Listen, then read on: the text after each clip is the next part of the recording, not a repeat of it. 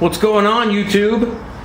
Wouldn't you know it, I'm out here in the garage again with my dirty piece of plywood, some food storage.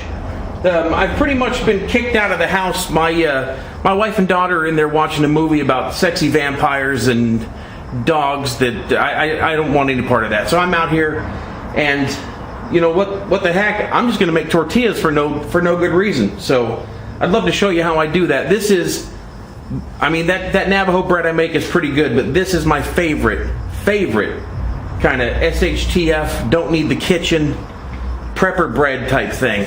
We're going to do flour tortillas tonight. Everybody likes those. My preference is using the masa and making the corn tortillas, but we'll do flour tonight. And let's get started. Couldn't be easier. 1 3/4 cups of all-purpose flour. To that, I'm going to throw in a 1/2 teaspoon of salt. I use kosher. 1/4 teaspoon of baking powder. And it goes. Here comes the best part. You can use vegetable shortening for this. All man here, I'm using lard. So in it goes. This is 1/2 cup of lard.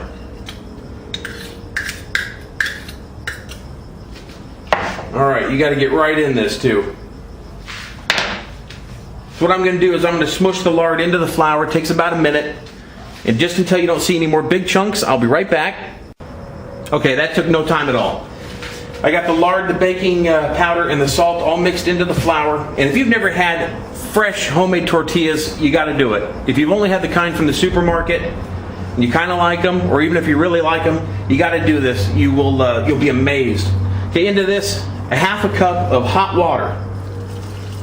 I got this to the boil and let it sit for about 2 minutes. This hurts for a second, but there it goes. It's not bad anymore.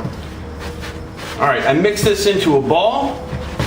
Once it all comes together, it should be kind of a dry, non-sticky ball of dough. Once you get that into a nice ball, you throw it on a nice, flat, clean surface, or in my case, a dirty piece of plywood, and you knead it gently for about 3 minutes. As soon as I do all the kneading, I'll be right back. All right, everybody, I did 3 minutes of kneading. You put it back in the bowl, and you want to be around anywhere from, I'd say, about 70 to 80 degrees. It's not that important, but it works best that way. It's about 70 in here right now. So I'm going to throw a towel over it, leave it alone for 10 minutes. I hope you stick with me because the fun part is coming up. We're going to press them out, throw them on the grill. You're not going to believe how easy these are to cook. We're talking 2 minutes, and I hope you stick with me. We'll be back in 10. Okay, the dough has rested. Important that you let it rest. If you don't, once you press it thin, it'll puff right back up. You want to keep it thin. So that is good to go. We'll take it out of there. That feels very good. All right, so if you're watching this video and thinking, well, I can't do this, I don't have a tortilla press. The tortilla was invented way before the tortilla press. I mean, rolling pin, cast iron skillet, smash it down. I mean, whatever you can do. Really, you just need 2 flat surfaces. I mean, whatever you can get your hands on, put it in there. I mean, be creative. All right, I'm going to quit messing around and start making some of these. Here in Phoenix, any Mexican grocery store, you can get one of these tortilla presses for $10. I did want to show this off. Look at this thing.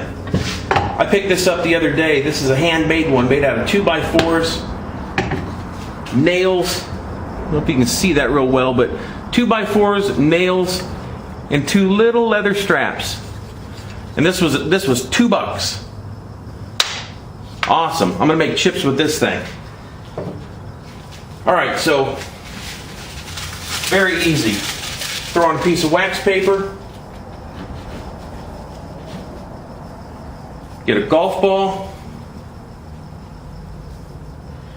You don't want to go center. You want to go towards you, just off center a little bit. Another piece of wax paper. 2 smashes. Hold it for 3 Mississippis. There it is. Now, if you got your tortilla perfectly round, you did something wrong. They only come around in the grocery store. They're going to be a little goofy, a little wonky, and there's nothing wrong with that. Make a couple of these up, and we're going to get them in the cast iron skillet. About a minute a side, minute 30 the first side, minute the second side. We'll get right on that. All right, everybody. Screaming hot, dry cast iron skillet. Tortilla in. About a minute on that side. Flip it over, and then we'll flip it back. I'll bring you back once it's all spotty and brown and gorgeous, and we'll be right back. All right, everybody, how does that look? These turned out really good out here on the grill. Let me throw a little something in the pan we can use to fill that tortilla. See what that looks like. Now, I know what you're thinking. He made those beautiful tortillas, and that's not authentic Mexican food. That's a fried piece of bologna with a Kraft single. Well, I'll let you in on a little secret. I'm not an authentic Mexican, so I can get away with this. After a night of drinking or whatever, you come home, this is the thing to have. Takes a couple minutes, and let me get something to grab that with. And it is awesome.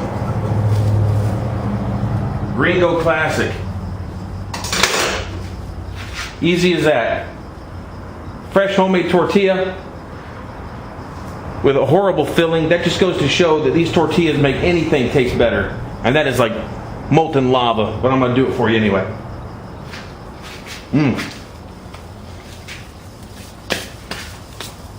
You'll never eat a grilled cheese again.